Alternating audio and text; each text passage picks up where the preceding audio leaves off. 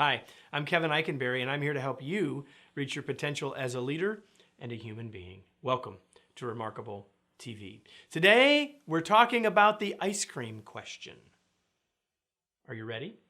Well, let's get started. In my daily email a while back, I sent this question to all of the recipients of that daily email. I asked, what is your favorite flavor of ice cream? And I got a lot of responses back. I asked people to tell me what their favorite kind of ice cream, flavor of ice cream was, and I learned some things. I want to share with you what I learned from the ice cream question. I learned, number one, that people care about ice cream. I could hear the passion in the email responses. People care about ice cream. Now, I know that some people are lactose intolerant and all of those sorts of things, but man, people have some passion around ice cream, and it shone through to me in that. Now, I have to say that for me, I'm right with those folks because I love ice cream too. Now, the second thing I learned was that people often have more than one favorite. Sometimes people, I remember one person said, well, my everyday ice cream is the vanilla, blah, blah, blah.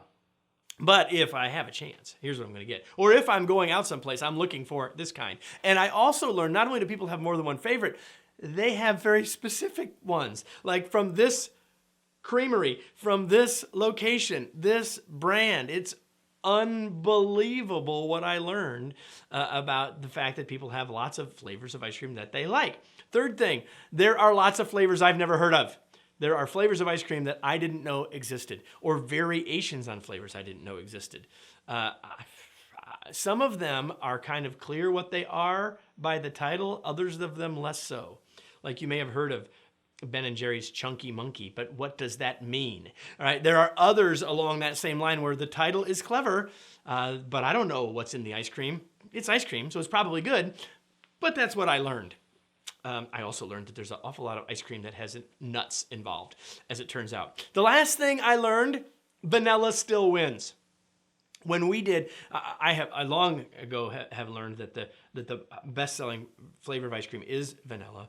But when I asked people this question and the answers came back, vanilla actually was tied. The last time I did the tally, that vanilla was actually tied with butter pecan as the top flavor. Vanilla always seems to still win. Now, you may wonder why I asked that question and why I'm sharing all this with you, and you're hoping that Kevin might actually have a point here. I do have a point here. Here it is. Questions like this create conversation and relationships.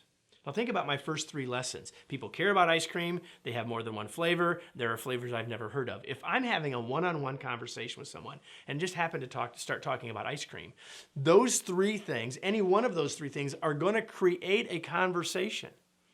And now that's going to take us into, oh, I've never had that flavor. Tell me about that. Or where did you first have that ice cream? All of those things emanate from the opening question. So questions are the way that we can create conversation and build relationships. And so when we ask questions about something other than work, like ice cream, although ice cream is really metaphorical or only a single example in this case, when we ask questions about more than work, it gives people a chance to open up, find something in common, and give us the chance to build relationships, because this is the stuff of relationships, and we need more of this in the workplace. So whether we're asking about ice cream or anything else, what we're doing is looking for a way to build a connection, to build a relationship, to move us further from just talking about work and weather.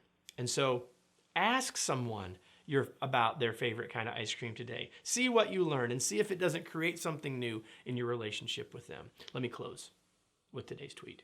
Ask a question today, not about business, but about something that will create conversation and build relationships.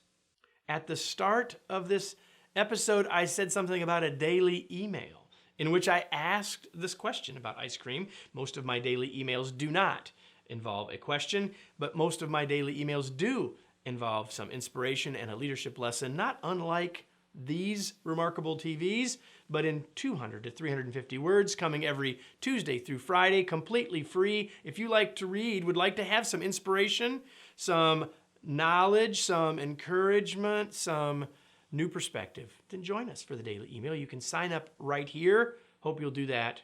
And again, like every week, we'll be back next week with another episode of Remarkable TV.